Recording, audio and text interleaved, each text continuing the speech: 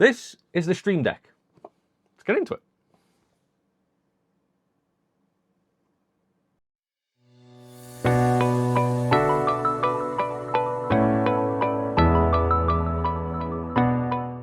So guys, this is what we're looking at. This is the Stream Deck in white from Elgato. Now, I have been on the bandwagon a bit. I know these have been out for quite some time. I've just never really got around to getting one, but I thought, hey, I'll grab one and see what it's all about. So like I said, we did go for the white one, and this is the one with the 15 keys. I thought the other one, there was too small. I think it was the 6 keys, and then there was another one with a whole lot more, and it was just too much. So let's get the stuff out and see what we're working with.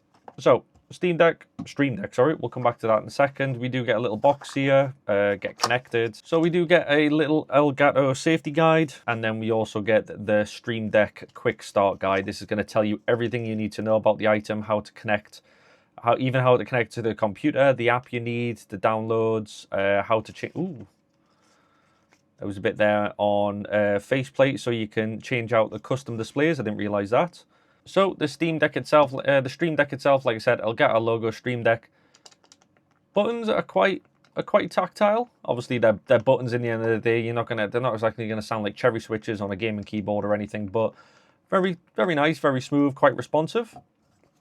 On the back, we do again have the big Elgato logo, nice little cutout for the USB Type-C cable, and then we also do have quite a large surface pad going on there. So if it is sat on a solid surface, it's not going to go anywhere.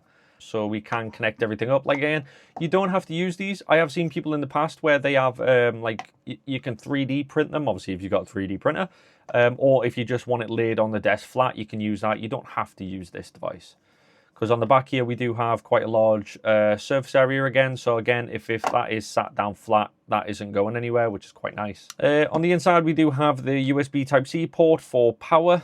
The cable itself, obviously very generic USB Type-C cable, but on the side here we do have quite a large connector, Elgato logo, and obviously that's to allow us to be able to get into the corner without the cable fraying over time. So easiest way to do it, pop that through there. I keep saying Steam Deck, it's not a Stream Deck, and then that is pretty much how it would look. I'm going to get this plugged in and we'll see what it looks like. So I've got it all turned on. I did have a little play around with it because for some reason I didn't click record, but that's not the issue. So Stream Deck, this is pretty much how it's set up. I do have it on the computer in a minute, which I'll show you in a minute, but this is pretty much what I've went for. So some of the basic buttons they already start you with is like apps, links. You've got like show display, screenshot. I have a button here to open Steam, Battle.net, Adobe Premiere Pro, Wallpaper Engine. I've also got some multimedia keys down here for turning up, turning down, and muting the volume. And then we also do have a few pages. So you aren't restricted just to 15 buttons, because that's what I thought you were, but you're not.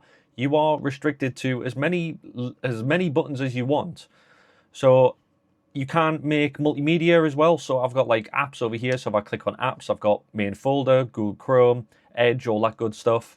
And then if I go over to links, I've got all my links here. So I've just got a few generic ones about Corsair and Elgato. I've got my security system. I've also got my YouTube, my dashboard, social media, OBS, as well as Go XLR app, all that good stuff. So this really is endless. I'm going to go up to the screen so you can see what I talk about, and we'll go from there. So this is what we're greeted with when it comes to the actual home screen. So we've got up here, obviously, about our Steam Deck, and then this is the actual display. So, for instance, I'll remove that one quickly. So if I want something on the second display, over here on the right-hand side, we have multi-actions, navigation, soundboard, we've got Steam Deck, actual settings, and then stuff to do with your systems as well, and volume control. So if you want to change something, so like say website, drag that over here, then you'll get this little drop down. So I don't know, say if you want it to be Google, so I'll change that to Google, and then you'll just type in the URL, google.com, click that, and then that's pretty much it done. Click on enter, and that's it. There's Google. So if we go back down to the screen, so I have zoomed out a little bit. So what you got, so I've got Google over here. If I click on Google, watch the screen. That's how quick the response time is for it to actually load up. And that is the same, doesn't matter how many times you press it. If you want multiple ones open, you just keep pressing it and it'll just keep loading. And it really is quite a smart bit of tech, I have to admit.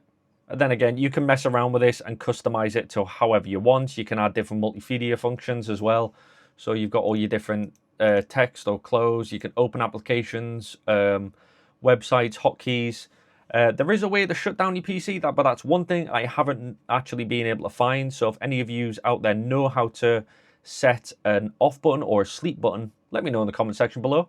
But that is pretty much the Stream Deck. Not bad for a funky little bit of kit. So guys, there we have it. That was the video regarding the Stream Deck, which is currently sat over there in the corner right there, doing its job. Now, people have had Stream Decks for a very long time. Elgato have released everything from the little 6 or 9 button ones all the way up to them really big ones. Don't get me wrong, it's great for the likes of streamers and all that good stuff. I pretty much got one to make my life a little bit easier and save myself 5 or 10 seconds. That's all it really is. For the likes of you guys out there that stream for long periods of time every day and you do different cutscenes between like Streamlabs or OBS Studios, this is probably going to be your next best friend, because then if you need to, I don't know, create a cutscene, or if you need to go quickly, press a button, done, you're safe, your stream can then sit on a whatever page you've got it set to.